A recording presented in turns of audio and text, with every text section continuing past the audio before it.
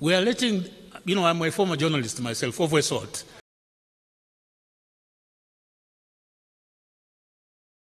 Why do the politicians and the principal administrators, the civil service, why don't they give these questions an honest analysis and projections? This is where the youth can be challenged. Criticize, innovate, suggest. I don't think you'll be molested. You'll be helping us to get closer together. Thank you. Thank you very much. Thank you very much once again, Your Excellency. Young men, young ladies, we have to move to our next in our program, but definitely if I have to say what I've learned today, preparation is very important. Speaking to each other. We belong to Africa, and of course we need modernized policies for our Pan-Africanism program or speech. So now, Diana, what's next? What's next? I'm sorry, what's next is, as you have guessed, the high-level panel that has been prepared for today. And the topic is driving national transformation and realizing Africa's full potential, which is really building on everything that has been exchanged with His Excellency, the President Kappa, and the audience. So before we move to this discussion, allow me to introduce Andrew Mwenda, who's a journalist, founder and managing director of the independent magazine in Uganda. He will come and set the scene for what is to follow. He will lay the background and the foundation for everyone to be able to build on. And while Andrew is coming to the stage, I just want to remind the panelists that they should get prepared to slowly move to the stage so that we can start the conversations afterwards. Andrew? Thank you.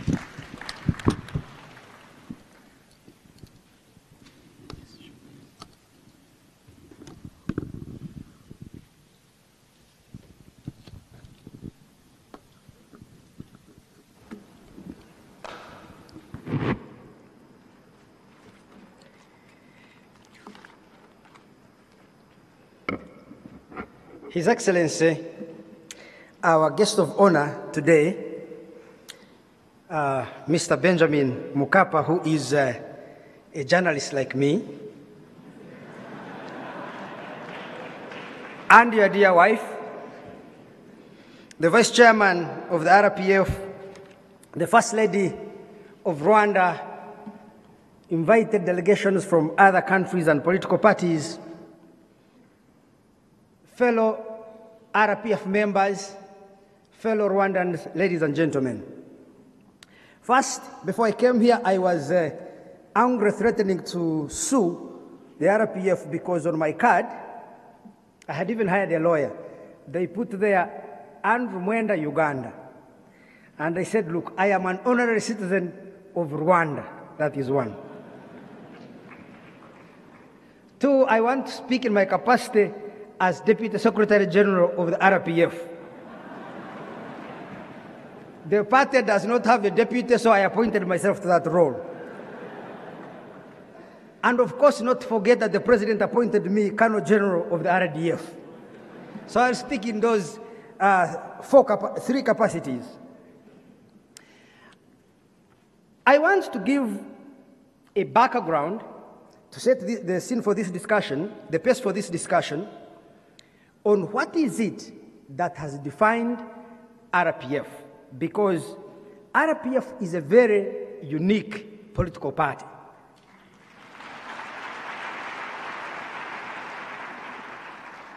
In Kinyarwanda we would say, ubudasa uga RPF.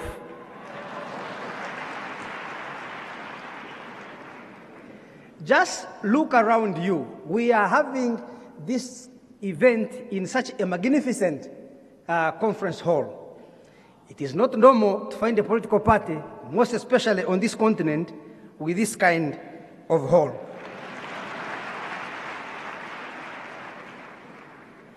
The RPF has a business arm called Crystal Ventures. It is one of the most successful businesses in Africa. That's a very unique thing. So, in setting this space, I want to try to explain what is it that defines this political party. Let me begin in its later years, when they launched the armed struggle to liberate Rwanda. Most rebel movements in Africa and elsewhere survive politically and succeed because they launch their armed activities in a region where the population, either for ideological or, most especially in Africa, ethnic reasons, identifies with their cause. In the case of the RPF,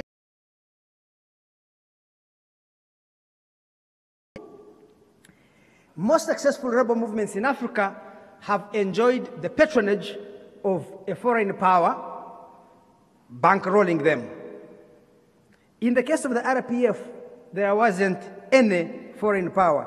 There was a poverty-stricken power called Uganda, but the support from Uganda was deliberately constrained because President Yoweri Museveni felt that the RPF should develop her own internal capacity to prosecute her struggle rather than depend on an external patron. 3, many other rebel movements, you have seen them in Liberia and Somalia, they depend on rich minerals. They capture a gold mine in Bujumai or wherever it was in Sierra Leone and Liberia, make a lot of money and use this money to finance the war. The RPF didn't have any of that. 3, the RPF was fighting a very effective military government, strongly backed by a world power called France. France not only gave money, weapons, but it also trained the army and had its own army officers on the ground as instructors. You can watch the videos, instructing how to fight. 4, the average length of these civil wars is about 10 years. The RPF, in spite of the aforementioned disadvantages and against a deeply entrenched military government, was able to succeed in 3.5 years. That is unprecedented. If we had time, I would have told you the story how RPF would have won this struggle in 1993 and why it was stopped. If I find 2 minutes at the end, I may add this insightful story. Therefore, for RPF to succeed against its odds required extraordinary leadership ability and organization. This was required not just to succeed, but just to survive. Now, we all know that the initial attack by the RPF degenerated into a disaster.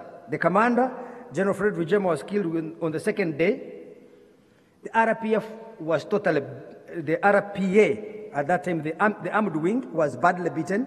Hope turned into disillusionment, high morale turned into defeatism, and confidence turned into self-doubt. It is at this critical moment of defeat, disillusionment, and self-doubt that a man called Paul Kagame arrived on the scene. He has told me the story of how when he arrived at the camp, he found a sick bay where tens or hundreds of the injured and dying were lying next to the dead bodies. The situation was a disaster. How does one reorganize, inspire, and lead such a demoralized, defeated force and launch it into battle? And within 3.5 years, secure a decisive military victory. I want to say that this required extraordinary fortitude, discipline, managerial and leadership ability, strategic foresight, doggedness, decisive decision-making, and stubborn resolution. And I think President Paul Kagame embodied these and more, because to lead such a movement, you needed to organize diplomatically, you needed to organize logistically, you needed to organize financially, you needed to handle politics. The combination of things that you have to do is complex and complicated. I have a friend called Professor Jeremy Weinstein at Stanford University. He has studied rebel movements, and these are the ideas he presents. He says, leaders of rebel movements face adverse selection problems. Recruits come to you. They could be infiltrators from the government side. That's why many rebel movements choose the trust of identity over the pool of ideology.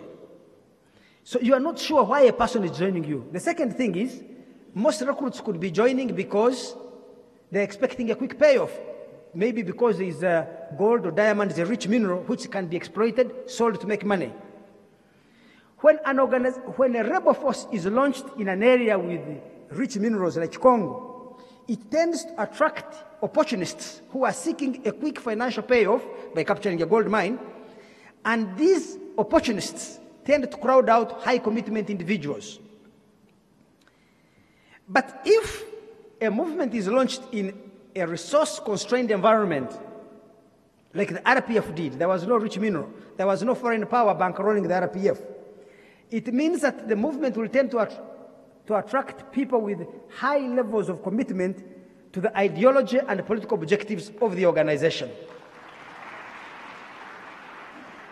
So in the case of the RPF, if you are an opportunist looking for a quick payoff, initially they were beaten, so the hope of success was very low. The opportunists ran away. There was no rich mineral to exploit and make money. The other opportunists who remained ran away. 3, the conditions in Virunga Mountains were so harsh that sometimes the RPF officers could wake up in the morning. So the physical conditions were very harsh.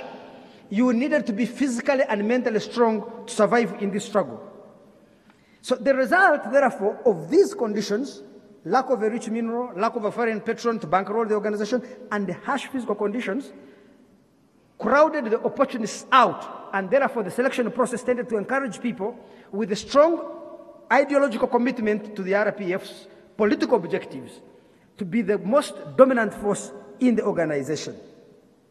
And therefore we need to understand this organization from that context. It was fighting a deeply entrenched and disciplined military government, which in a resource-scarce environment, where the chances of success were very low, where political support was little or non-existent, and in those conditions, it required extraordinary organization and leadership to succeed. Because of this environment, there was selection of the right cadres, politically committed, physical and mentally strong, able to withstand anything. Therefore, the consequence was that an organization that emerged was made up of individuals who were politically committed to the struggle, who were mentally disciplined, who were physically very strong.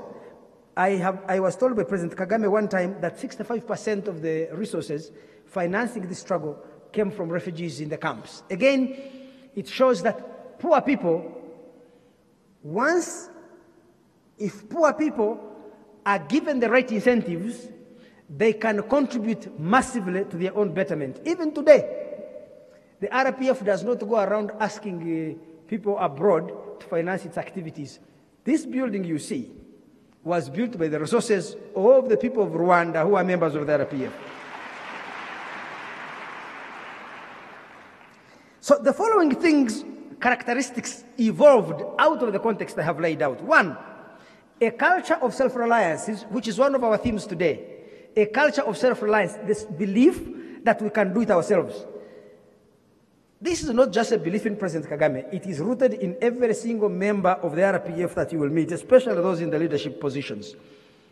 2nd, a penchant for fiscal discipline, a strong commitment to fiscal discipline, that RPF does not waste her resources. 3, a deep-seated hostility to corruption and abuse of collective resources. In this organization and in this country, if you put your fingers into the public purse and take resources meant for everybody for yourself, everybody here knows the evil that would be visited upon you. The 4th element that defines the RPF is suspicion and mistrust of the international community. Because the international community has tended always to intervene in Rwanda to seek to define the interests of Rwandans rather than allow Rwandans to define their own interest. Yet when Rwandans confronted apartheid here for so many years, the international community was indifferent to their cause. When they launched the struggle for liberation, it became hostile to their cause. when they faced the genocide, the international community ran away. These conditions created suspicion and mistrust of the intentions of the international community. Finally, the fourth quality that emerged in the RPF is a high level of internal cohesion. I think this is one of the most coherent political parties in terms of its internal organization that you can meet anywhere in the world.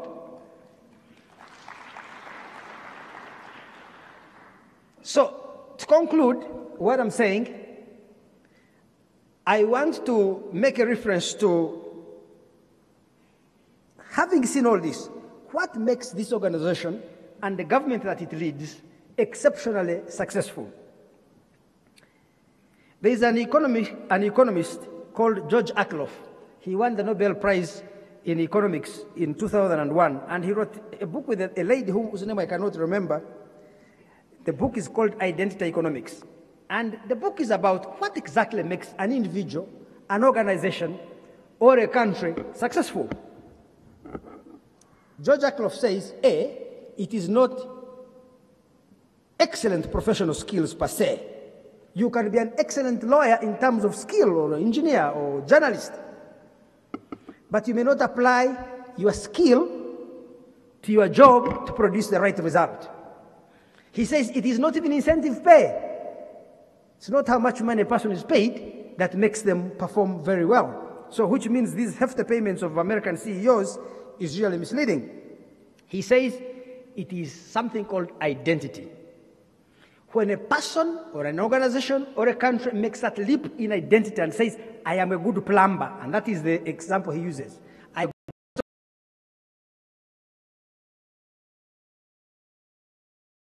Plumbing, you want to see yourself in your work. I'm an excellent journalist. I want to see excellence in the product of my work. I am an excellent military commander. You want to see that. So it is that identity that makes that leap in identity that creates the best results. I agree with Professor George Akerlof on this. In Rwanda here, there has been that leap in identity. If you follow the speeches of the president here, emphasizing Ndi Umunyarwanda. Everywhere you go, I have attended seminars and boot camps for the youth, the statement that Ndi Umunyarwanda, to identify yourself to belong to Rwanda.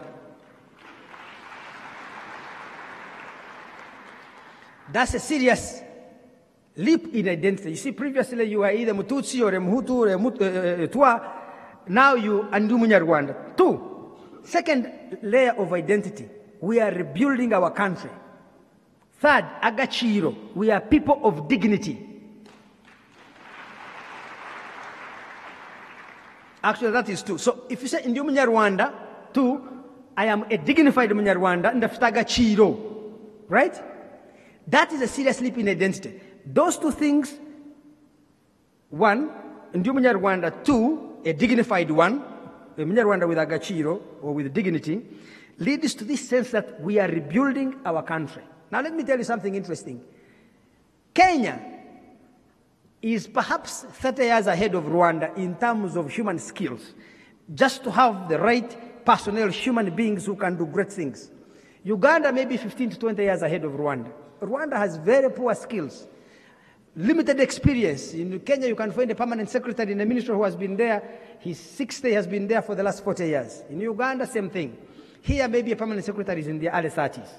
They don't have experience. Why do public institutions in Rwanda perform better than those in Kenya or Uganda? I think it is because of this identity, to say, Ndi Umunyarwanda, ndafite agaciro, and I'm rebuilding my country. That sense of identity. So I want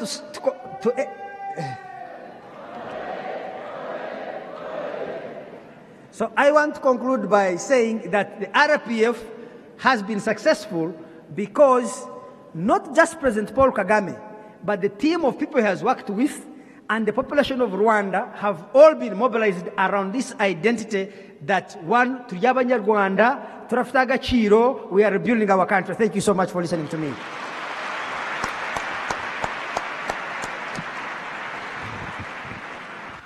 Thank you.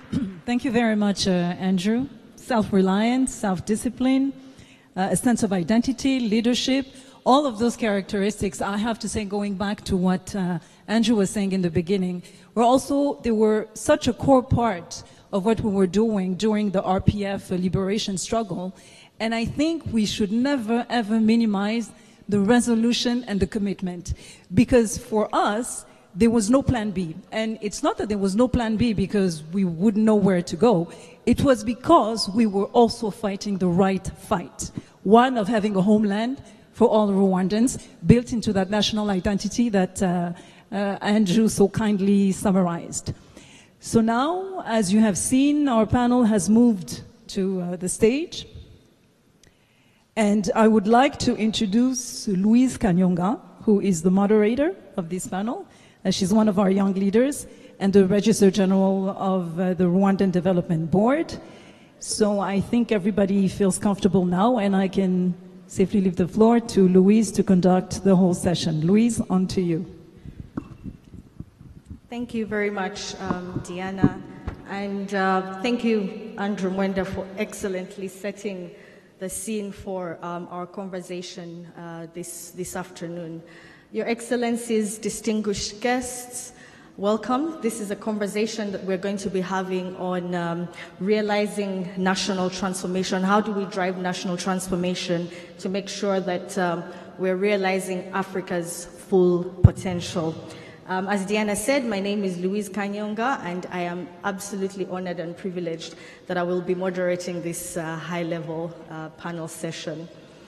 We have a stellar panel with us this morning, this afternoon, to help guide the conversation that we'll be having. And as Diana said, this conversation really builds on and expands on some of the theme areas that have been discussed by our honorable speakers this morning. And so I will now introduce our distinguished panelists. I apologize, I will not be able to do justice to your several great accomplishments and the many hats that you wear in the short time that we have. On my immediate left is Professor Shaka. Professor Shaka is the CEO of the Rwanda Governance Board.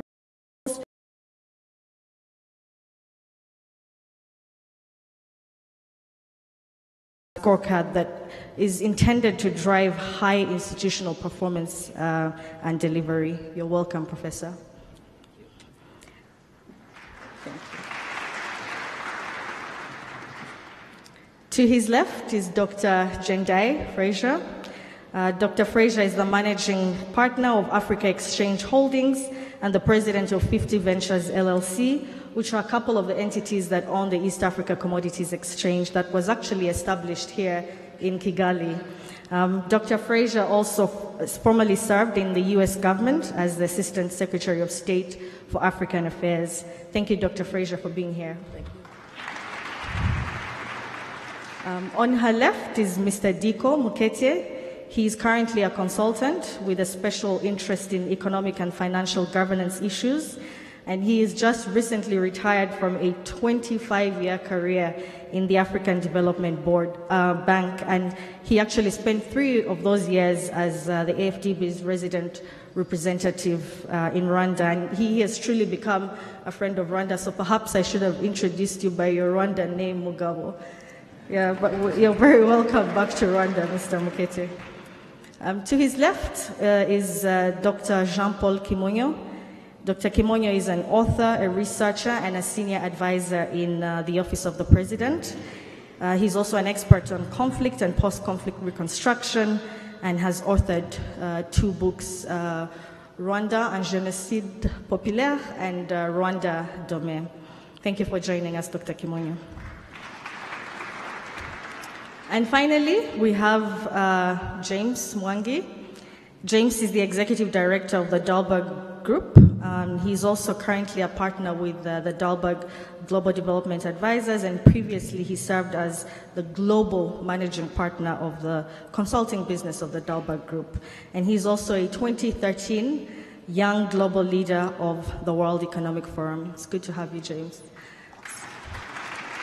So ladies and gentlemen, that is our panel. Now, Rwanda is one of the best places in the world to be a woman, and so naturally, women first. I'll start with you, Dr. Fraser. And I think from the conversations that we've had this morning, and also from what's been happening around the world, transformation, as we're speaking of transformation, this is really a narrative that is emerging more and more. Because previously when we spoke of Africa, you spoke of Africa's growth and Africa's development. But today we're speaking of transformation. And I think that it's extremely important that we distinguish between growth and transformation. Now, you have a very wide experience in Africa and in Africa's affairs, having served as an ambassador and also with the Bureau of African Affairs. So from that vantage point, what would you say truly constitutes transformation in the African context? And are there some practical cases on the continent that stood out for you to embody that definition? And are there lessons that we can learn from those? Thank you very much, Louise. And let me just start by saying congratulations to the RPF for 30 years, on your 30-year anniversary. I'm very honored to be here and to be able to participate. When I think about transformation, I go back many years, back to 200,000 years ago. And I think that's the first and most profound transformation that's taken place on the African continent, and that is, of course, Homo sapiens coming into being, i.e. human beings. Homo sapien means wise man, and wise man, the human race, started right here on the African continent. That was a fundamental transformation. 40,000 years ago, that human being left Africa and colonized the planet. And so the very first transformation, I think, is, in fact, being the birth mother of all of humanity. That's important also because Homo sapien means wise man. And so I think that the first order of transformation is wisdom. The first order of transformation is self-awareness. Because one of the defining features of human beings is the capacity to speak, to imagine, to build, to develop culture through bonding collectively with each other, having a language to communicate, and having an imagination to think about and envision our future. That's a defining feature of human beings, and that started here in Africa. So that's where I start on transformation and the need for self-awareness. Then as I speak as a political scientist, I think about political development on the continent. And particularly, of course, out of the human beings come civilizations, the many different kingdoms and empires fit with global affairs. If you think about moving past that, the slavery, the Arab slave trade, or the Arabs trading in African slaves, I should say, or the European slave trade, the Atlantic slave trade, or Europeans trading in Africans. When we get past that, which is really a manifestation of internal division on the continent being exploited by external parties. When you get past slavery and the colonization into the real political development where political parties play such a key role, it's the immediate post-colonial independence mobilization, a mobilization of youth, mobilization of the whole society in very strong liberation parties, starting really from 1957 with Ghana getting its independence. But what you see is that those independence movements come from a rejection of colonization, but it also comes from a weakening of the West at the end of the Second World War. And so there is this dynamic between Africa's capacity and ability to move forward significantly in an accelerated fashion, in a transformative fashion, and what's going on globally. And so I take that first major push from the post-colonial independence period, where we did see then, a movement forward, but then a bit of regression, i.e. certain dictatorships, military rule, coup d'etats, etc. Not 100%, of course, but progress and then moving backwards to the second major transformation, which is really the end of the Cold War, or what I would call the second phase of liberation struggles, moving towards a multi-party democracy. Again, you see a weakening, because during the Cold War, it was, in fact, Western countries that kept certain dictators in power to their ends, right? It was, East-West battle, but with the end of the Cold War, the aspirations of Africans for greater freedom and greater democracy, and I will use that word, was able to emerge further. And so I think, again, that dynamic. Now I think when I think about the third wave of that political development, it really has to do with accountability. It has to do with good governance, and it has to do with inclusion.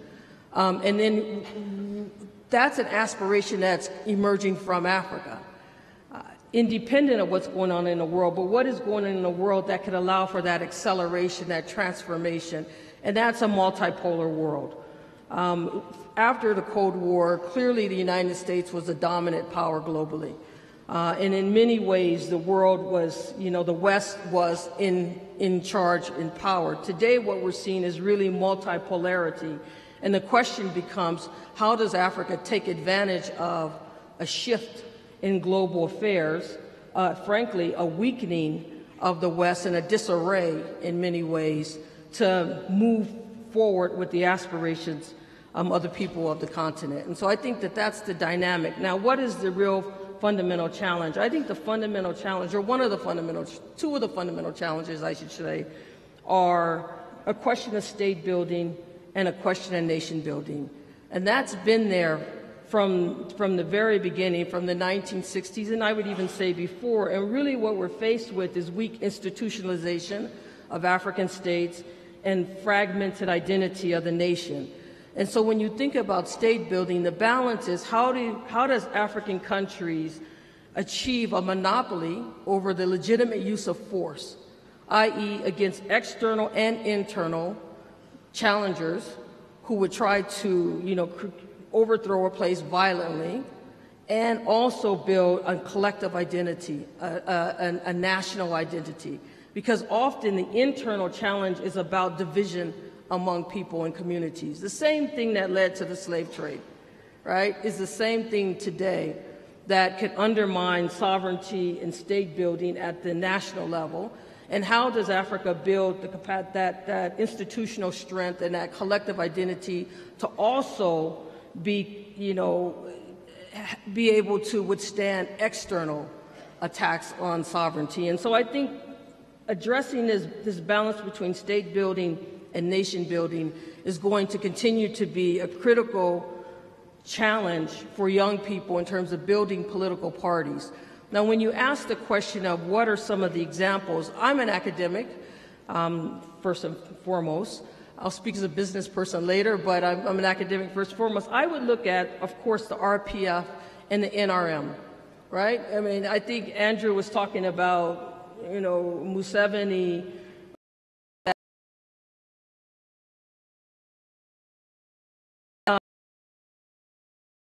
to liberation movements. The EPRDF is a critical liberation movement that is absolutely in control of its economic transformation, but how does it deal with nation building, right? The huge challenge of bringing about that collective national identity is key there. Look at the ANC and the MPLA, two other liberation movements.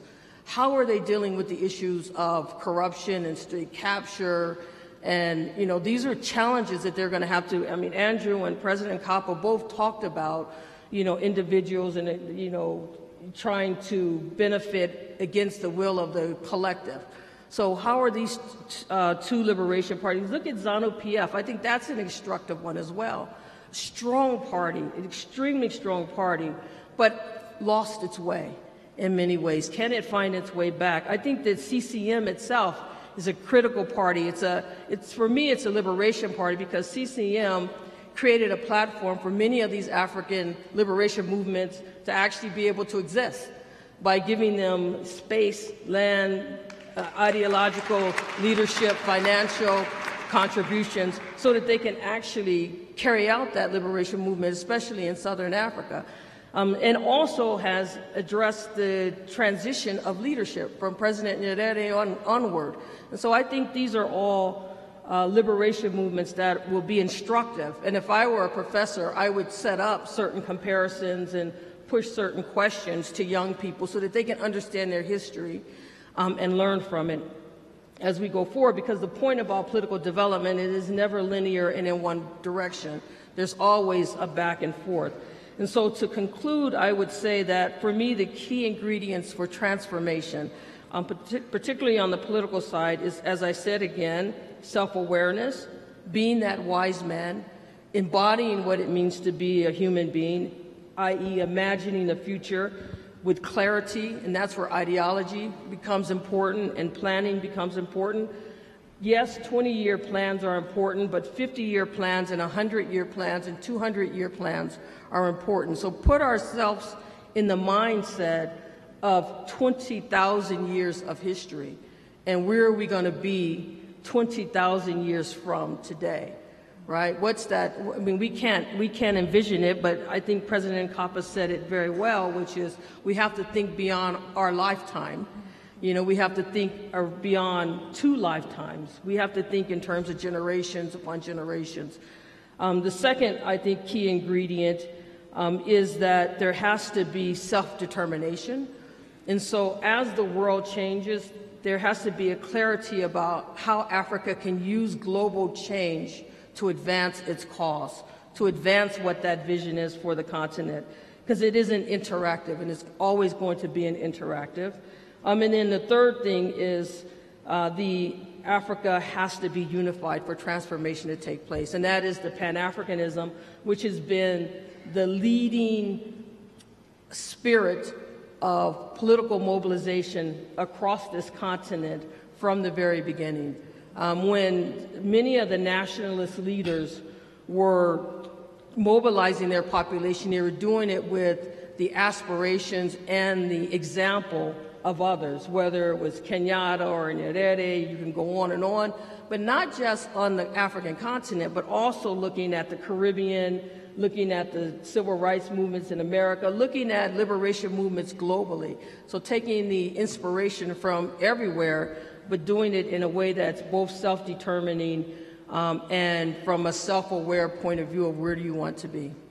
Thank you very much, Dr. Fraser. And I think that's an excellent, setting the stage for the conversation, because a lot of the things that you're speaking about are, some of the themes that we'll have in this conversation. And I think the idea of identity is something that's really coming out strongly as a recurring theme. If we do not know who we are, then, we don't know where we're going and where we want to position ourselves. And it's also very important to look at Africa not in isolation, but also, contextualize our transformation at the global stage and see how we can, take advantage of global trends and uniquely position Africa.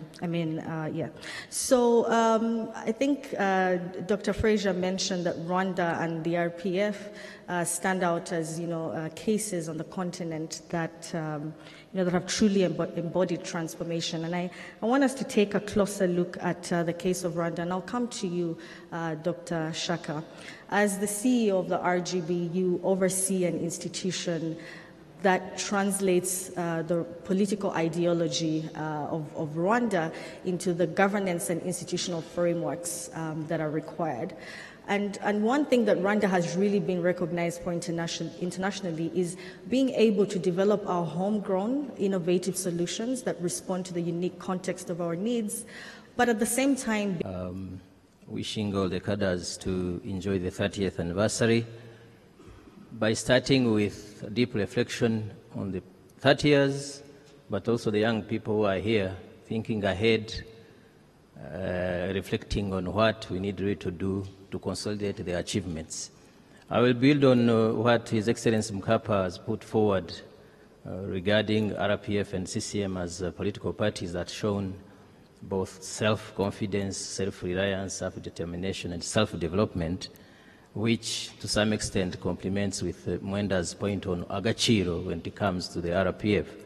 So when you look at it closely, as Louise, you're asking, you find that post-genocide Rwanda has been very good at 2 things: at innovating based on its own internal capital, but also at learning from the best, not copying from them, but learning best practices and trying to contextualize them because the context matters.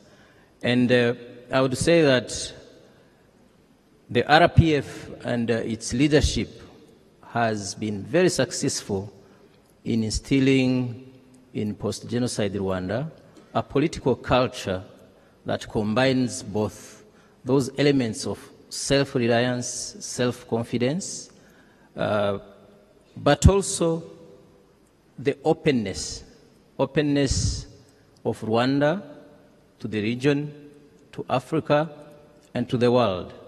And that the combination of the two has created an opportunity for this country to develop further. And one might ask, where does it come from? So I think the mother of that political culture is the liberation struggle.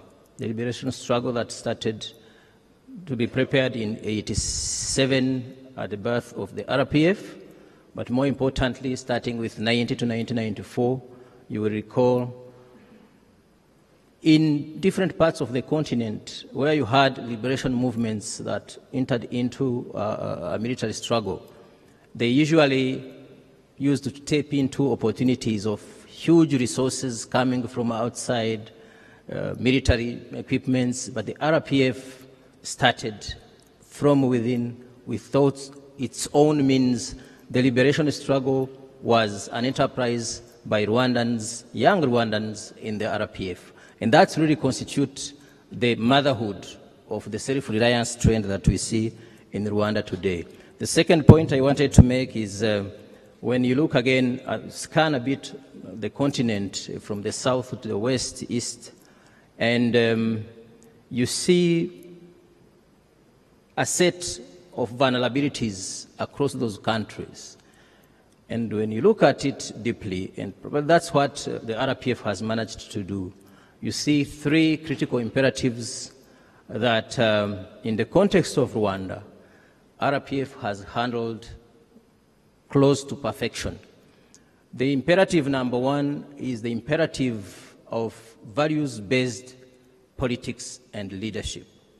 That's where the notion of patriotism comes in, the notions of unity, accountability, the fight of corruption that Mwenda was referring to, the notions of values, human values that can drive each and every society, the notions, the values of sacrifice, the values of resilience. Those values have been capitalized by the RPF leadership and have become the values that Rwandans have embraced.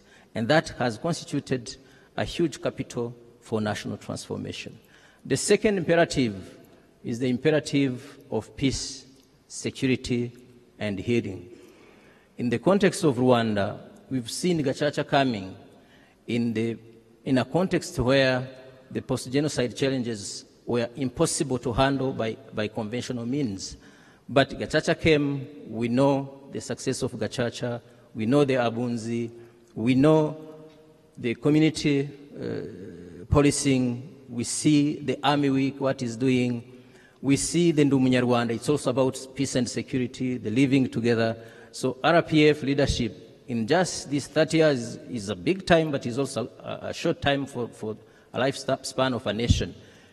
When you look at how Rwanda has handled those imperatives related to peace and security, the imperative of building a security architecture that is people-centered, you understand that this movement has been really doing a good job to this nation.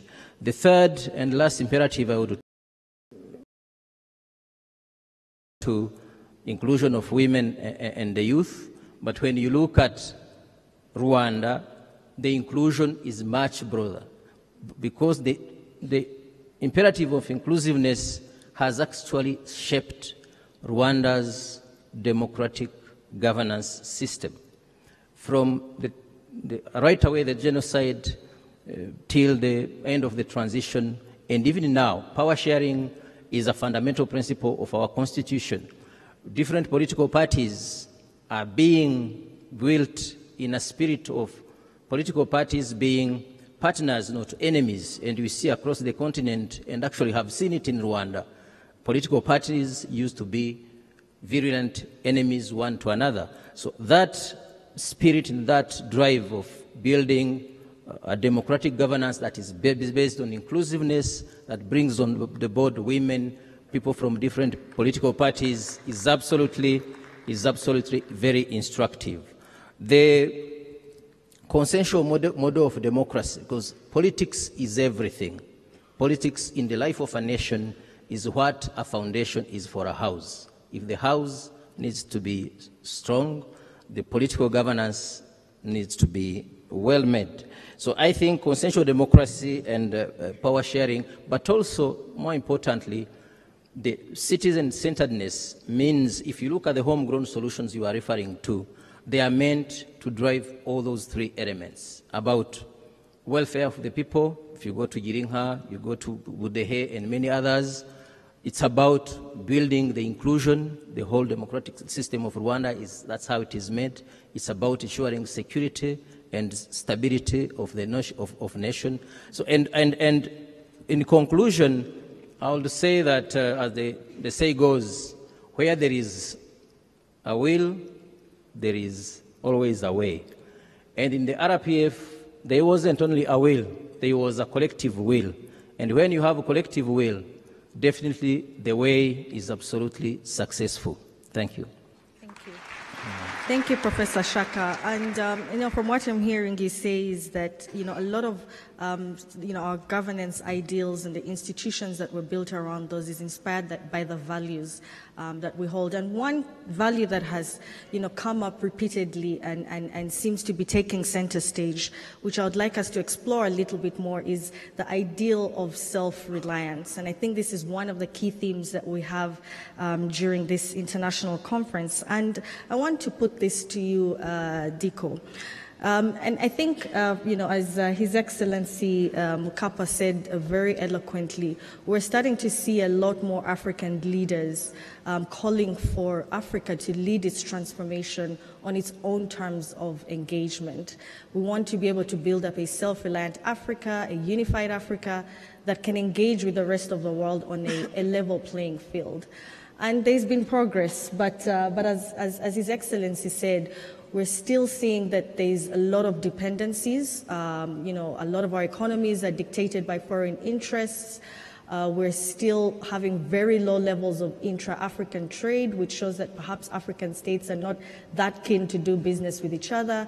And we still have a very low bargaining power when it comes, to the global stage, especially in terms of trade and investment. And I think His Excellency, very bluntly, more bluntly than perhaps I would, spoke to some of the reasons why, Africa is facing challenges in pursuing this ideal of self-reliance. Now, what I want to ask is, how do you think we can overcome those challenges, and maybe also to look at a more nuanced approach, which I think also Dr. Fraser looked at, is, are African states able to build up this concept of a unified Africa while at the same time being able to advance their own national interests, which, given the complexity of our continent, can be quite different and quite diverse?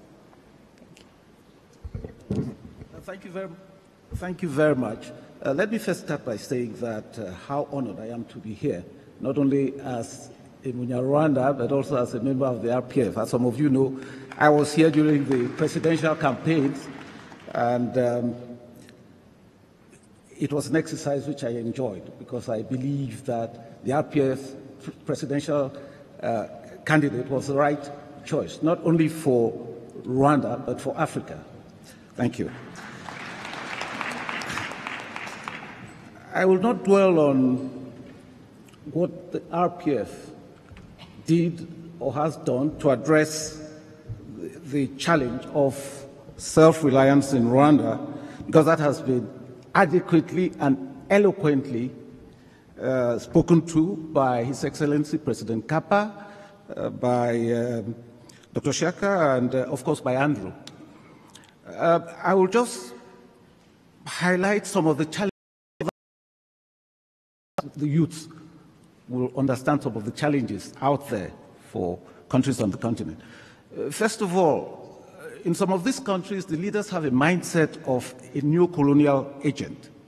The leaders and the elite that replaced the colonial masters, they became agents of the former colonial masters and inherited their colonial mentality and racist thoughts first.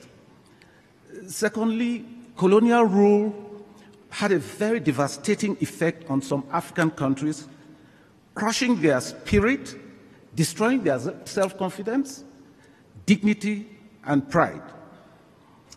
With the result that leaders and the elite of these countries could be considered spineless. And please, I know it's not politically correct, but I'll cite as an example Congo DRC. We all know what Leopold did to Congo. And I say this because I was faced with a situation where I had to ask my Congolese counterparts why they thought it was normal to take advice from Europe, where the regional integration was progressing, and where you had a situation of centuries of war between France, the UK, and Germany, and where they spoke different languages, had different histories, and yet they were not exploiting the opportunities for closer relationship with Rwandans who shared the same culture, who shared perhaps the same pre-colonial heritage. And that led me to the conclusion that their spirit had been crushed. Thirdly, at independence, the colonial authorities in some countries imposed political, economic, military structures and arrangements to guarantee continued dependence on the colonial masters. Some of the structures, it's like the CFA franc monetary zone that comes to mind. Fourthly, the colonial policy of divide and rule on the basis of regional and ethnic divisions, which weaken the state, have been kept and continued as a practice because it's politically expedient in some countries. That's the reality. Fifthly, you have a question of the mentality of heavy dependence. You have resource-rich countries which still depend heavily on external assistance, look up to external assistance for their development. This is a problem. And I would say, lastly, the reliance or heavy reliance on productive structures or production structures inherited from the colonial masters or the colonial era, it's a binding constraint. Now, quickly, some thoughts of how this could be addressed. I think those have already been articulated by Dr. Shaka and by President Kappa, and I think that the example of the RPF, of President Kagame and the RPF, is the way to go. First of all, there is a need for the leader to change the mindset because it's all in the mind. The leaders have to understand that the countries cannot fully develop unless their countries are self-reliant. The leaders need vision. They need to lead the development of a culture of self-reliance, and this is where the RPF did an excellent job. They also need to be political education. Here, President Kagame's visionary leadership has been very important, and the RPF has played a great role in political education, focusing on building a spirit of unity, hard work, dignity, discipline, and self-reliance. When President Obama started his campaign, he had as a mantra, "Yes, we can."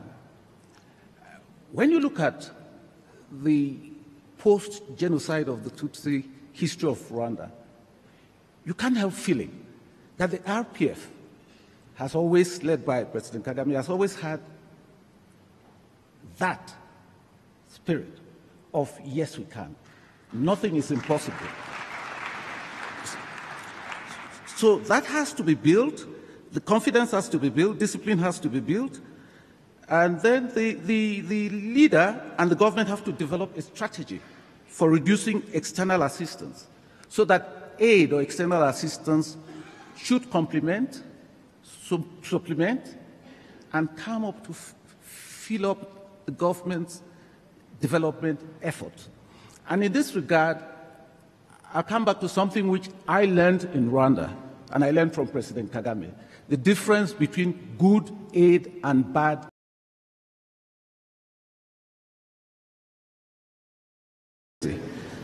So the countries have to be committed to accepting only good aid. The countries have to be committed to reducing dependency because they will only be free once they only have true economic liberation once they can achieve that. Now, I do not think, just coming back to the final point, the last point you raised, I do not think there's a contradiction between national interests and collective interests, national self-reliance and collective self-reliance. I just want to mention that in passing that in 1980, when the Lagos Plan of Action was designed, the African leaders recognized this because what they said was that they'll commit themselves to the pursuance of collective self-reliance and to the support of existing regional groupings and the initiation of new regional groupings. So I don't think there's a contradiction, and President Nkapa eloquently explained that there shouldn't be a contradiction. I don't think it's necessary for me to go into that because he's already explained it, and he explains why the narrow, myopic, selfish interests of leaders is preventing Africa from coming together to develop a voice, stand as one, to be strong in the face of something which I remind him he said somewhere else, in the face of the coming second scramble for Africa. So I think that is the way forward. Thank you very much. Thank you very much, Mr. Diko. And as you said, having that can-do attitude, extremely important. And I think Andrew Mwenda also said that, in Rwanda, we've been very fortunate, especially, I don't know if I should say us, the young people, that we've inherited this, and it's, because it seems to be the norm, it's second nature to us. And President Kagame also said this, that, transformation is something that comes by just doing it. And so, you don't have to wait until all the cards are lined up before you go ahead. You just simply need to do it, and you will learn by doing that.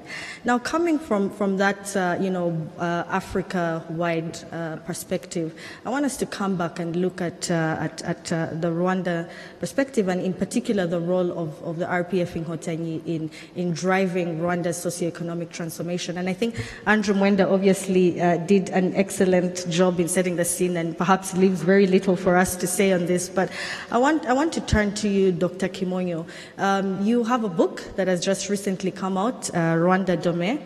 And in that book, you mention how, from the very outset, one of the key objectives of the RPF was to fundamentally transform Rwanda and make sure no one was left behind, and that this pioneering aspiration has actually remained the hallmark of the RPF over the last 30 years, which is really, no mean feat in itself. And as everyone said, I think that really deserves, a lot of recognition to the RPF and its leadership. Now, as we celebrate these 30 years and, take the opportunity to look back, reflect on what's been achieved, and see how we can chart new paths forward, and what are some of the key themes, especially in your book, that help us to understand how the RPF was able to preserve its objectives for which it was founded, while at the same time doing something which is completely different from fighting a liberation struggle, and that is coming up, with an effective state and delivering national transformation. Thank you, Louise. I would like to wish the RPF a happy 40th anniversary. Some of us who grew up with it, in the beginning, we never thought, even our wildest dreams, that it will achieve what it achieved. So I'm very proud here to be, and to have been there also at the beginning. Regarding your question about the key factor that made RPF able to transition from the post-war situation to the new Rwanda, I would highlight three factors. The first one is a consistent ideological clarity, stubbornly defending the general interest. Said that, it seems easy. And the way I say it, it's a bit flat, but I think that to understand better the strength and depth of this factor, you have to link this factor to the conclusion of Mwenda when he talked about identity and the passion about this goal of defending the general interest, but the general interest being the interest of Rwanda and Abanyarwanda. This said, this factor also met a number of challenges. When I talk about consistent and clarity, of course there have been challenges about on those two elements. The first one,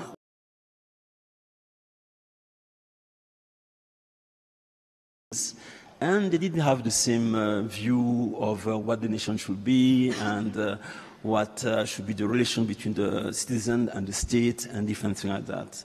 And even more precisely, some of them were completely sectarian, we know that. Others who thought that political patronage was something that was normal. So that was the first challenge that, for this consistent ideological clarity. The second challenge came from our own ranks. Some of our comrades, and some of them quite illustrious comrades, starting to develop a sense of entitlement and develop also unethical public behaviors. And this happened in the end of the 90s, and it caused a crisis in the movement. But the crisis has been surmounted by political clarification, where clearly the path has been redefined, and the country was able to go to advance again. And the third challenge that I would like maybe to highlight here is maybe even more difficult. It's a permanent one. Is the challenge posed by the international community. When I talk about a consistent ideological clarity, means that under this clarity, RPF, but also its partners in the government and the population also choose a certain number of policies and even a certain of political orientation. And among those political orientation, there is the issue of consensual democracy and power sharing. But this path is completely at odds with what the international community has been advocating very forcefully since the 90s. For the international community, competitive politics, which in Africa often becomes confrontational politics, have become an end in itself, while RPF is advocating something that is contrary to that. It is consensual democracy and power sharing. And many of the tension that we know or difficulties that we have come from this very different ideological orientation. The second factor, to be very quick, is the sharing of the vision with our political partners, but also with the population. End of 90s, when the country was not advancing the way it should be advancing, RPF started to think about how to resolve the situation. And RPF decided to discuss the issue of the political orientation with its partners, political partners, but not only political partners, but also social forces, NGOs, religious leaders, and other social forces. And RPF went about it in a very deliberate manner, because they knew exactly what they were looking for. They are looking for attaining a shared vision of Rwanda. And for that, they took the means to arrive to these results. They organized what we called the Urugwiro discussions that lasted 9 months, where every Saturday, the whole leadership of the country was gathering and discussing from 9 to sometimes midnight about different issues the country was facing. And this effort in sharing this vision, I think, also was an important factor. Just not only sharing, but also accepting or receiving also inputs of those partners, because a big part of RPF came from outside. And those who were here also had a very input to give to this political vision that we want to push forward. The first factor, this one will be very quick, is a visionary, forward-looking, and capable leadership. I think you understand who I mean. Now, there's a number of challenges about the continuity of, let's say, those factors, especially about the continuity of this consistent ideological clarity. The conditions that made the RPF be formed are very different than the conditions that we have today. Meaning that part of this ideological orientation also came from those conditions that existed at that time. And because the conditions have changed so far, we have already entered in a very different Rwanda. And even yesterday I was challenging you for the new generation, because the conditions are so difficult. Where are you going to find this consistent ideological clarity? Yeah, and I actually want us to come back to that a bit later, but thank you for that, Dr. Kimoli. And coming back to some of the ideas that we've had all morning, which is the importance of clarity, understanding what it is you want to achieve, having a vision, ensuring that there's consensus, and also political inclusiveness, in the amount of participation in taking political decisions. Now, we cannot have a conversation on Africa's transformation without talking about the role of the private sector, and I want to bring this to you, Mr. Mwangi. I think today most African states are aligned on the premise that the private sector is really going to fuel our transformation, and that we must place the private sector at the center of any aspirations we have for transformation if we're going to achieve rapid and equitable growth. And the question that I want to ask is, do you feel that Africa's private sector is ready to take up this challenge? Has it taken its place and is able to, to tackle the economic and social challenges of our times? And what do you think will be the defining role of the private sector in that? And perhaps you could also speak a little bit to the kind of partnerships that will need to be seen between the public and the private sectors in achieving this. Fantastic. Thank you for the question, Louise. And it's always great to go after so many insightful comments. It's a real challenge to tackle a question that will probably take several years to fully answer in detail, but I'll offer a few views to begin with. And the first is to say sometimes we fall into a trap of saying private sector as if it was one big monolith. I can think of at least 3 different answers to your question, depending on whether I am talking about private sector in the sense that many at the top tables of policymaking think of it, which is big businesses, the multinationals, global investors, incumbent companies. Whether we're talking about business as we experience it in our day-to-day lives across Africa, where private sector really means every entrepreneur trying to make a living for themselves. And that extends from the smallholder farmer to the owner of the shop around the corner, to the cobbler, the plumber, everyone else that we rely upon every day. And then thirdly, private sector as those transformative entrepreneurial new ventures that are out there trying to grow from being small and early to actually reshape and restructure the economy in some way, shape, or form, to actually become the next Alibaba or the next Google etc. Those businesses that are actually trying to disrupt and change. To answer the question, if I look at Africa today, I think too much of our attention or our thinking around the private sector is focused on the large incumbents. Almost by definition, if you're a large, successful company in Africa for a long time and are still successful today, you have been a part of the economic structure that has gotten Africa to this point.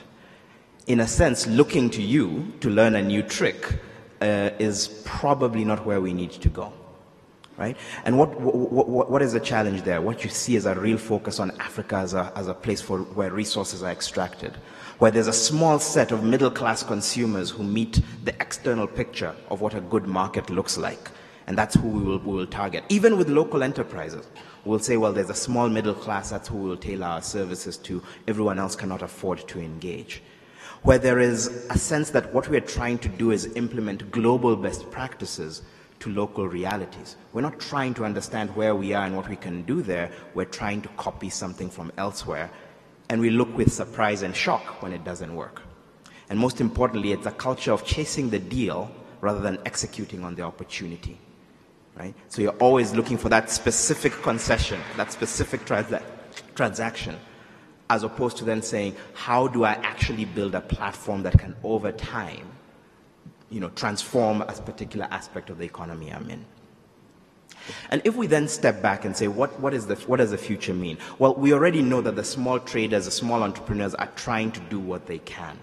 And what we are lacking across Africa is that attitude of a transformative private sector, a disruptive private sector that looks at the big challenges of the continent and says, what are the opportunities within those challenges? Right? And I would put three forward as really where, if a business doesn't have an answer about how it's going to engage with these three issues, I believe it's heading for trouble in Africa and indeed anywhere in the world.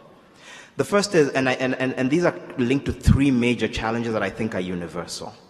The first is a universal challenge around inequality. And it translates to the real question. Africa has the youngest population in the world. Those young people are looking for things to do, ways to generate a living. How will we integrate them into the economy? What do they need? How will we serve them? If you are not clear on your role as a business in that question, well, guess what? If we fail to address that issue, it's the biggest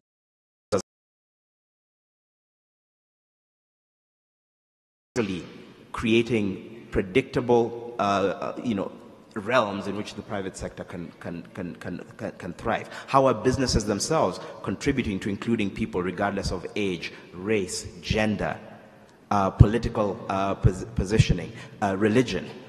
If we can't do that, then those divisions immediately translate into barriers against growth. And if you don't believe me, look at how the lack of cohesion, some of the challenges that we've seen in some of our African countries have limited them from taking advantage of either their resource wealth or particular economic opportunities that have come their way.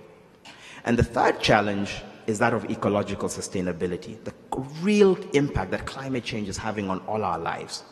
I look at people today saying, well, climate change is not an African issue, really. And then I say, in the very next sentence, you'll talk about how rains have become unreliable, and we're not necessarily able to grow the same crops that we were before, and how we're seeing various kinds of natural disasters striking us and damaging our infrastructure. Those two things have to be brought together. So if you're thinking about those three challenges, and you're thinking as a businessman today, or a businesswoman and an entrepreneur in Africa, I think you then need to apply a new set of lenses, a new set of disciplines. The first is really anchoring in where you are and who you are, right? Understand your market, understand the people around you, both as the employees of the future, that workforce of the future, as well as your consumers. And very few, too few, African enterprises, in my view, have really anchored in a deep insight into what the African is looking to do and accomplish in their lives. So build from that deep consumer insight. Secondly, embrace technology and embrace innovation. We cannot try to solve 19th century problems with 20th century technology in the 21st century.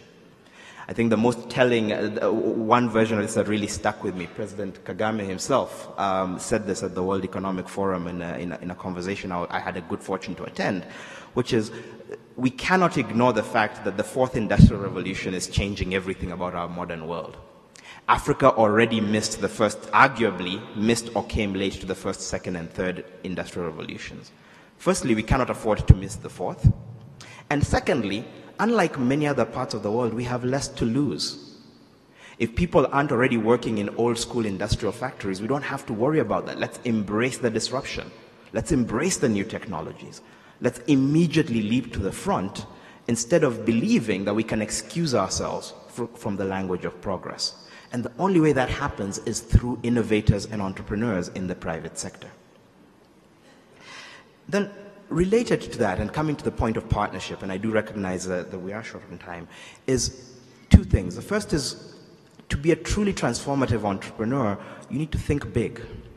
And unfortunately, across Africa, and I think Rwanda is a useful and telling exception, young people, entrepreneurs, innovators, are told repeatedly, no, you can't. Wait your turn. Wait to be promoted to MD. Wait to earn your space at the top table and learn how to do things properly. And by properly, it means whatever the colonial masters left 40 years ago as the manual for how you run a bank in East Africa. Not a real analysis of what are the needs in terms of financial inclusion in a modern rural market or a modern urban market. So how do you change that? How do you get someone to not only think big, but not only think disruptively, but think big? Particularly when our countries are so small. That's where the regional integration question comes in. How do we challenge our entrepreneurs to look beyond their borders and say, if I can serve the needs of a smallholder farmer in Rwanda, actually I can meet those same needs in Uganda. Actually, I should be planning in 3 years' time to be entering Tanzania. And thereafter, how do I go after the Kenyan smallholder market? Instead, we tell them, wait your turn. Did Jack Ma wait his turn? Did Mark Zuckerberg wait his turn? We need to get out of our way and think big and lower the barriers to thinking big. I always tell the story of the fact that as an entrepreneur, as an African entrepreneur running a business, I have always found it a lot easier to bring in Western colleagues. They find it a lot easier to get visas to most African countries than I, who is employing them. The argument being, the Westerners are bringing knowledge and skills that we need. What are you bringing? And I would congratulate Rwanda for being one of the leaders in lowering the barriers to talent, African talent moving around. Because the reality is, people talk about Africa's blessing as its resources underground. That is our curse.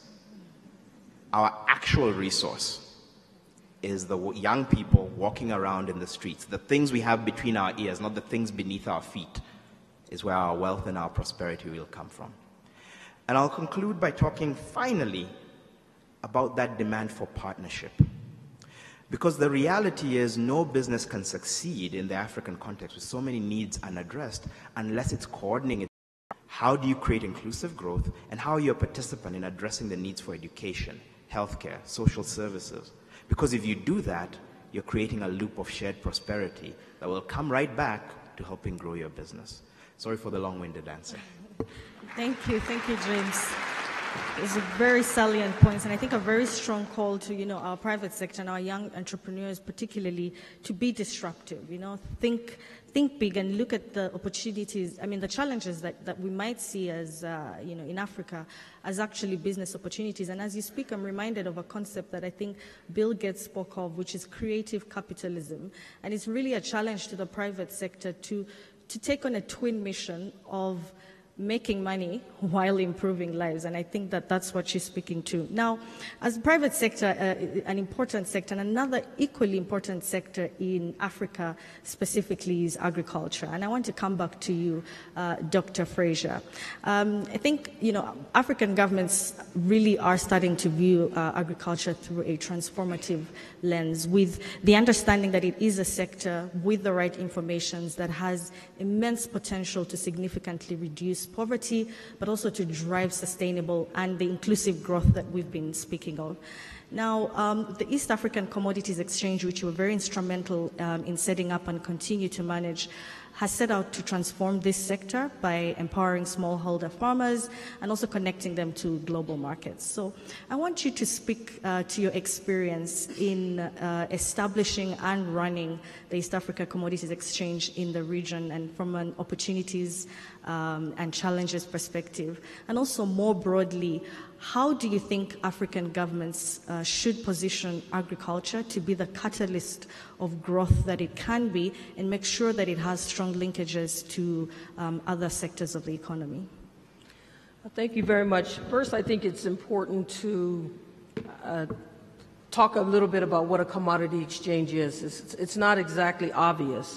Basically, a commodity exchange is a market between buyers and sellers, which is trying to make that market a lot more transparent and fair. Specifically with East Africa Exchange, what we have three pillars of the exchange. One is secure storage, which is absolutely critical for issues of food security and ending post-harvest loss and food safety. Then we also look at, we have a platform, electronic trading platform, NASDAQ, which helps to bring about greater price transparency in the market and price discovery, so that buyers and sellers are a little bit more on equal footing in terms of what the cost of produce is, because we're an agricultural commodity exchange. And then third is agricultural financing. Particularly what we do is because of our secure storage, we're able to guarantee the product.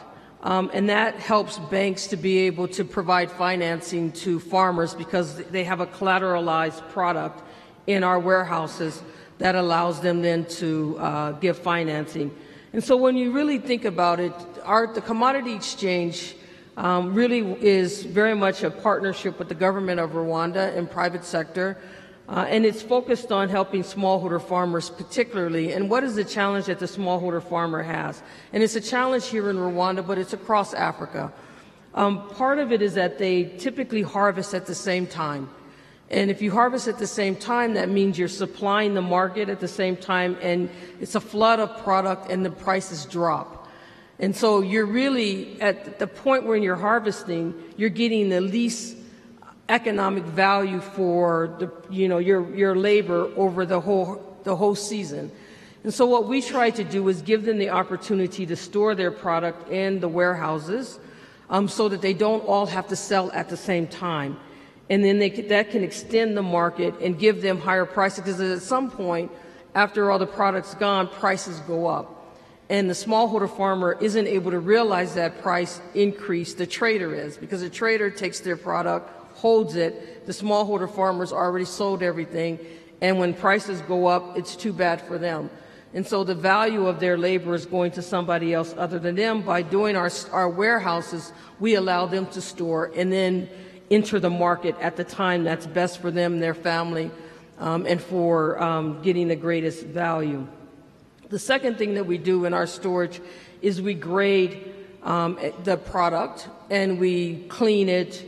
We help them to have a standardized product.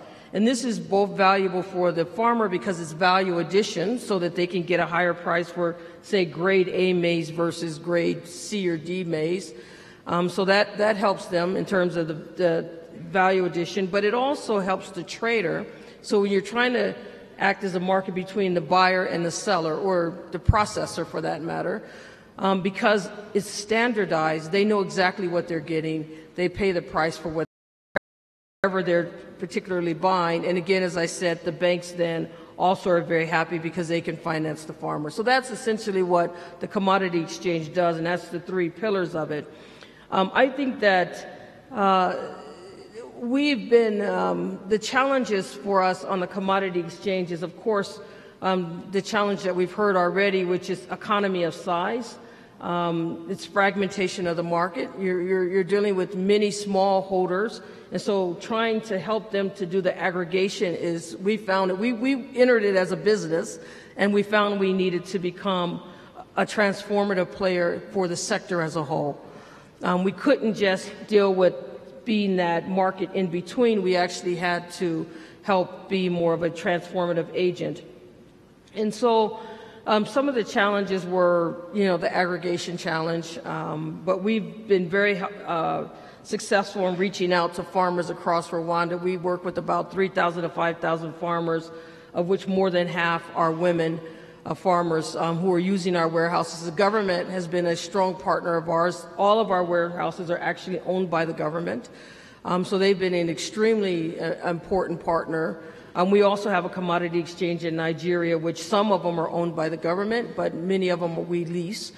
I think that the challenge, so the aggregation challenge is a problem. The infrastructure challenge has been difficult. But the biggest challenge is, as I said, the economy of scale, which is when East Africa Exchange is not called the Rwanda Agricultural Commodity Exchange.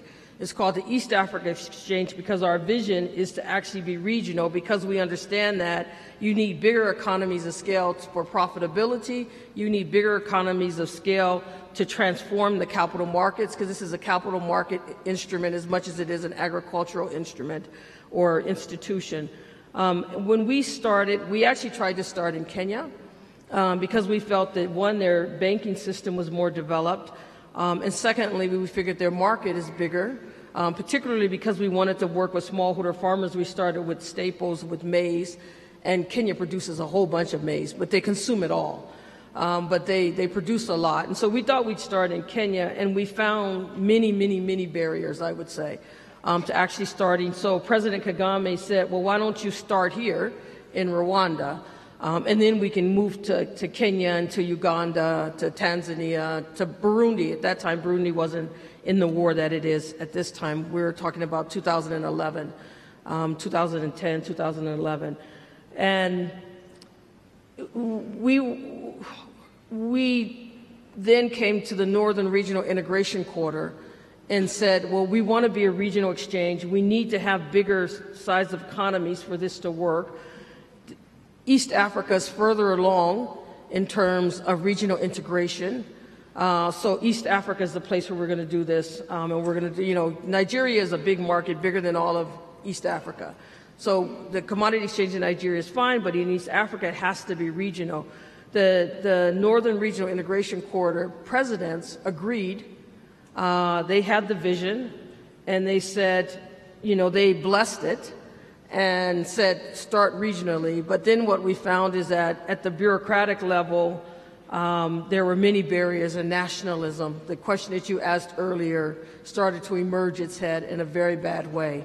And everybody wanted their own, right? Everyone wants their own commodity exchange, but quite frankly, none of the countries in East Africa can sustain a single commodity exchange because you need the economy of scale. So we've had to manage that issue, right? When we go to Kenya and we meet with some of the more visionary ministers who understand it needs to be regional, they say, yes, regional, but Kenya regional. And then you go to Uganda and they say, well, no, actually, we want our own, and we're going to put barriers in the way so that you can't actually do the trading here, even though the market is already regional. So that's been a challenge, and we will work through it. Tanzania has put up, traditionally it's put up barriers to trading maize. I think they have a barrier right now to trading maize into Kenya. Those are the challenges. Even some people said, even Rwanda at one point, the Capital Markets Authority said, you can only use warehouses that we have certified. But then we explained, but if you say that, then how do we use warehouses across the region? Right? Because the Rwanda Capital Market Authority isn't certifying warehouses in Kenya. So because they had the vision, they said, you're right, and stepped back. And so we worked very collaboratively with the Capital Markets Authority here because commodity exchanges aren't an institution that are well known. And so you're actually having to work with all of the ministries, trade, finance, agriculture, to build the regulations, and the Capital Markets Authority to implement. And so I've learned quite a lot. As I said, we're doing quite well. We've traded over. In one country, I'm having conversations with my African staff about their fears of xenophobia. I have conversations with my staff here. They're saying, well, it's so easy to engage with other parts of the continent. Why is it that the smallest country is leaning forward with transformational thinking, while the largest ones are stuck protecting what little they still have? We all have so little we have to lean forward. And that means innovation in policy. It means a focus on aggressively transforming policy and opening up boundaries. And it means challenging the next generation to think big, because if they don't save themselves, there's no one else who will do it for them. Thank you very much, Mwangi. And I think what you're saying is that it can be done, but we need to double our sense of agency. And I just want to quickly turn, we have a few minutes left, and so Dr. Kimonyo, if in just a couple of minutes, and this draws from a conversation that you had started earlier, and it's looking at the RPF in the context of moving forward. We've seen how the party has really been a leader, not only in Rwanda, but on the African and the global context in driving socioeconomic transformation. So how do we look at the RPF, other successful liberation movements, and export that experience to see the role of, the role of liberation movements, the lessons we can learn from these in this era that we're looking at of delivering national transformation? How do we export RPF's experience to benefit the rest of our continent? Thank you, Louise. But RPF believes very much in ownership. Ownership of our own problem, ownership of your own solutions, meaning that exporting our model, people say, is not very RPF things to best of my knowledge, but still there is a thing that people can take from here and there. First thing, I think that if I refer a bit about the situation that my colleague just talked about the situation, the precarious situation in which Africa is now. A number of countries now are almost disintegrating. So, those in Mali, many in the Central African regions, and other countries also are not very well. And to me, I think that one of the reasons is because they don't own their own problem. And this is. So I think that maybe we are not going to export or promote our own model, but maybe we should urge other country, especially other country, to really own their own problem and look at the solutions that they need in their own situation, whatever the West will say or the international community. Another point I would like to say, if you look at this situation, liberation movements are a very good tool for transformation. I would say they are almost the only tool that exists in the African political landscape. First, they have been formed through a fight, and they needed people of power to do what they aim to do. So they are mass movements. They are most institutionalized than many other political parties that we know. And if you look at the Africa political spectrum, there's two kinds of parties. There's liberation movements, and there is liberal parties that came out in the 80s. But often those liberal parties are often elite-based party, and often they use as a tool for mobilization a certain level of populism, ethnicity, religion, and things like that. While liberation movements, because of their structure, they can mobilize people around rational goals. So I think that liberation movements are very important, but they have to be used correctly. And that's where the problem is. And I would say that one of the things that maybe we could ask them to look at as RPF is to see how, although we had the liberation movement, we had historical, we had people who fought, but very rapidly we made space for people who didn't fight directly with arms, for youth, for women. And if you want to transform your country, especially in this very fast-changing landscape that you have in Africa and in the rest of the world, you need people that have other skills also. So you have to open. Thank you very much, Dr. Kimonyo. And from what you're saying is that while we do definitely have lessons that we can share, it's always important that we're respectful of the contexts of other nations and take that into account. Now, I want us to wrap up this conversation with a final contribution from you, Dr. Shaka. And this is, looking at a conversation that we always have in Rwanda, which is building institutions that are going to last to outlast individuals. What are your thoughts on the kind of institutions and the leadership that we need in Africa that will be imperative in driving the kind of transformation that we've been talking about today? Thank you. The bedrock of national transformation is definitely leadership, and the bedrock of Africa realizing full potential will lie in leadership as well.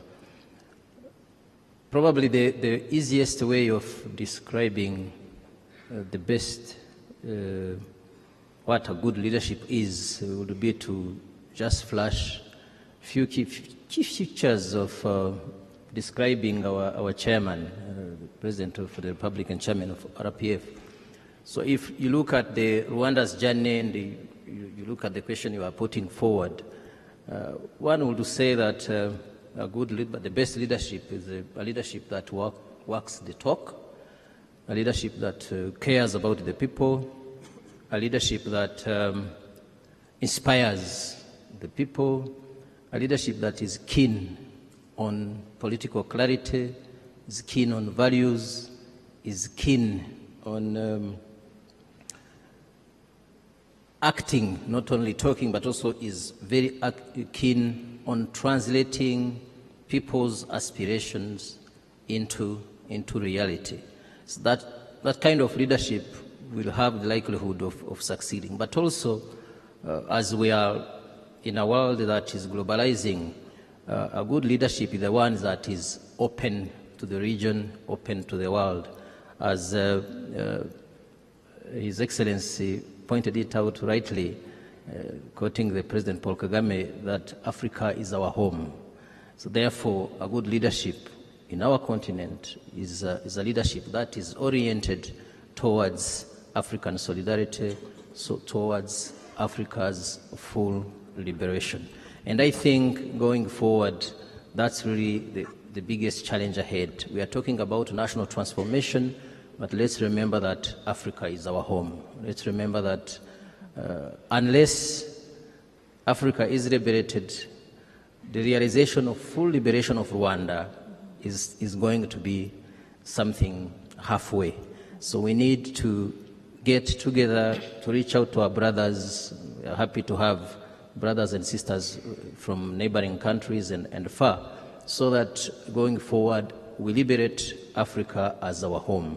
But of course, as these institutions are not building, systems come from the people. All depends on the type of cadreship. And the cadreship I'm talking about is not only skills, because you can have a very highly skilled public service, but at the end have no results when it comes to the efficiency and delivery.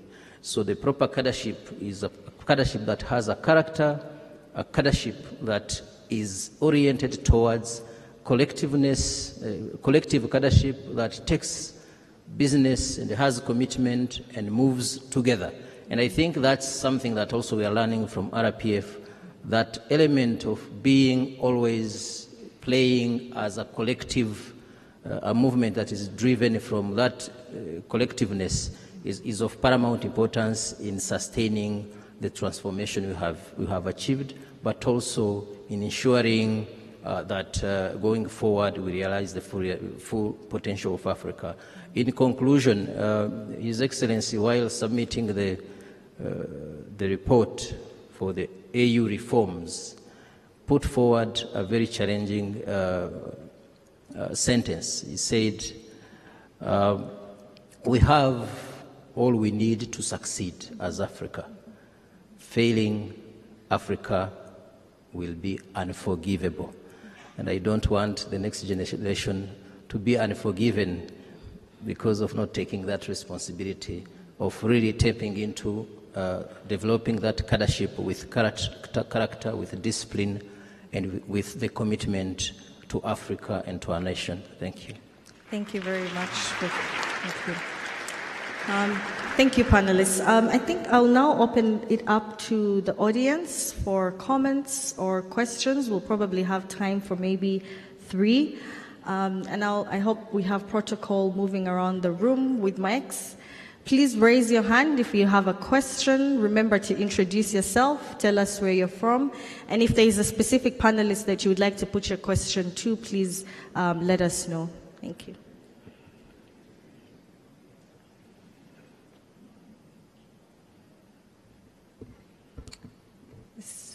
Yes, thank you. Please go ahead.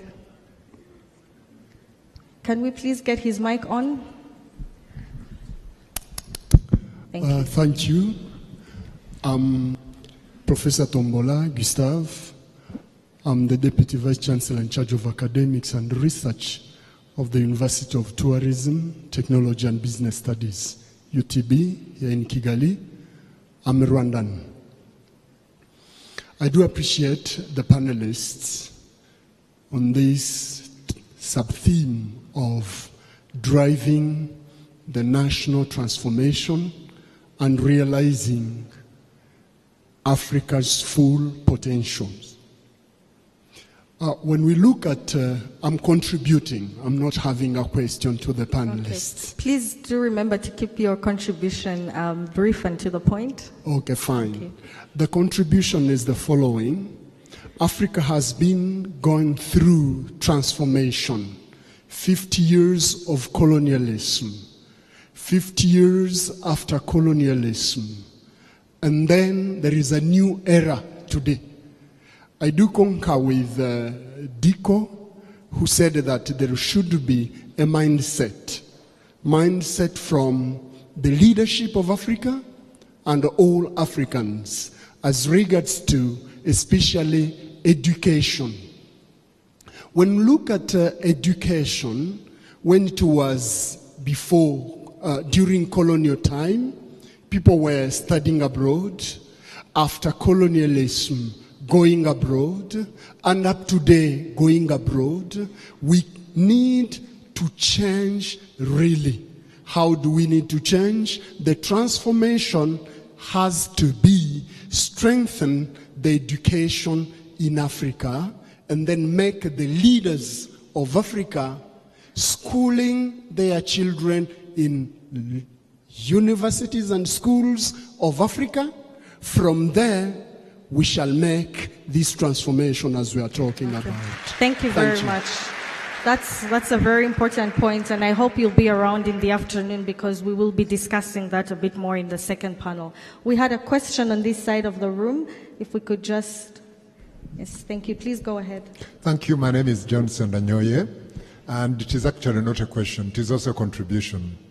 I just wanted to comment very briefly on the issues of institution development, leadership that drives such institutional development, and reform, especially African Union reform.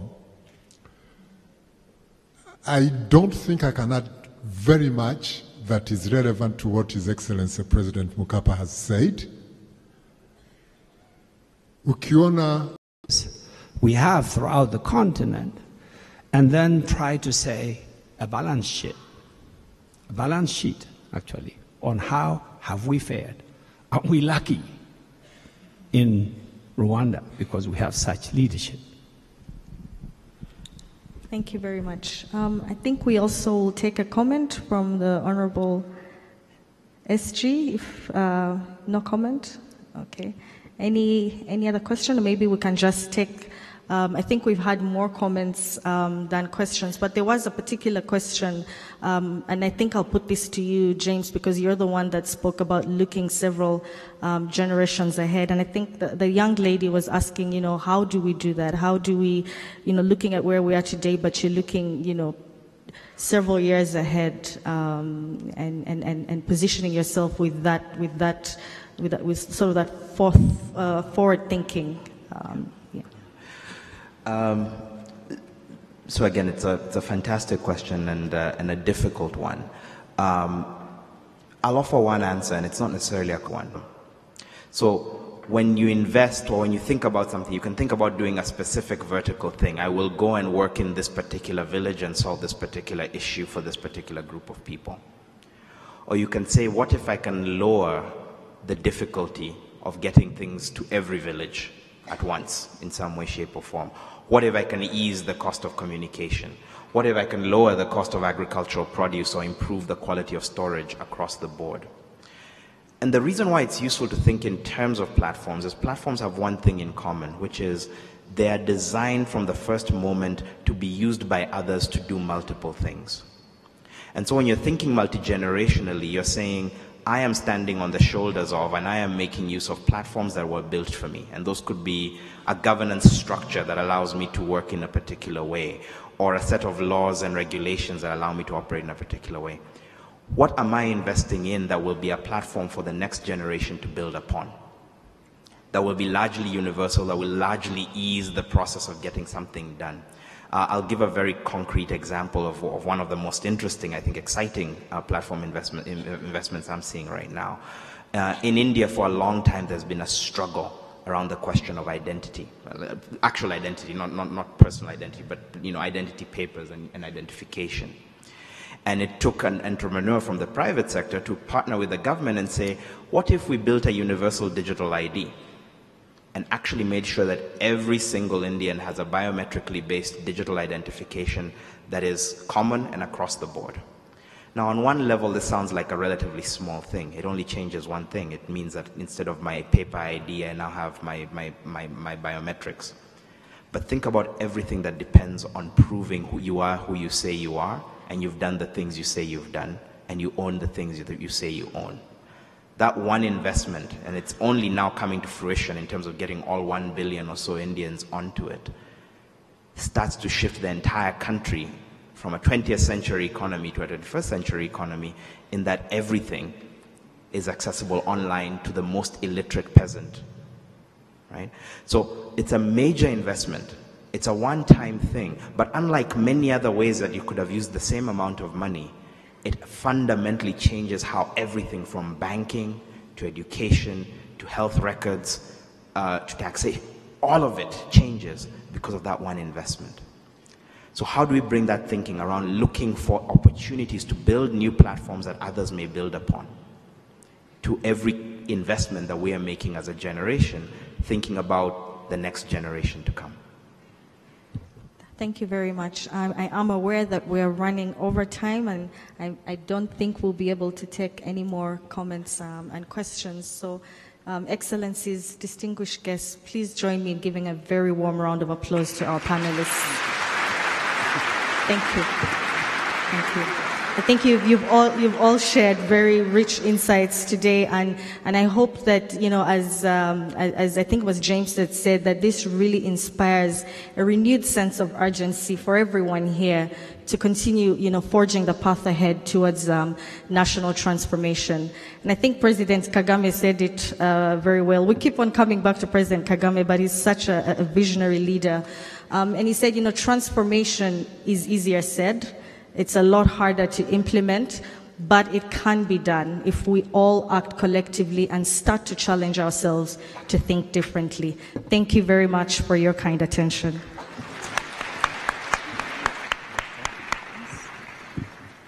Wow. Thank you very much to all panelists, but also the audience. We got very insightful comments. And again, I felt like I was back on university, and I've learned transformation can happen only when we are aware of who we are. But also we have to be confident enough to believe in our capacities in order to build some collective will. We will definitely need to change our minds. Yes, we can. And I think the younger generation that started RPF-INKOTANYI has proven that, yes, they could, and then today, yes, we can. And of course, we will have to be constant in whatever we start. I think His Excellency, former President of Tanzania, Mr. Mkapa, said it. We have to take time to get ready. And that means we have to be constant in whatever we are doing, whenever we start.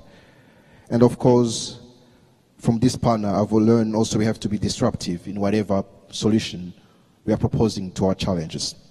So, Diana, I think that's what I've learned. And now I will let you tell us maybe what you've learned or what's next. Bon appétit.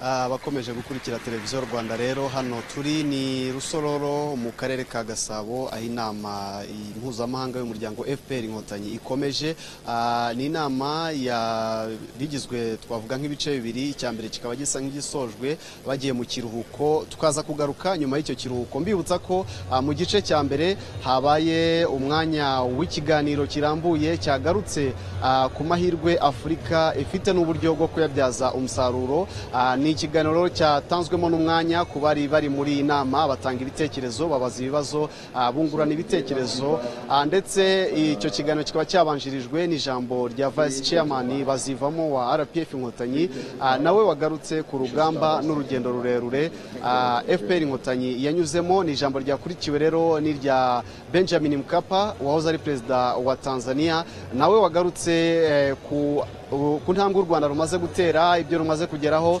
avuga ko ubuyobozi bwiza ari byo shingiro ry'ibyo byose reka rero tubashimire ariko tubararikira ko mu kanya gato nyuma y'ikiruhuko tuza kugaruka dukomezanya n'inama mpuzamahanga ya FPR Inkotanyi nka kimwe mu bikorwa byaranze uyu muryango muri uku kwezi ko kwizihiza imyaka 30 imaze ibayeho.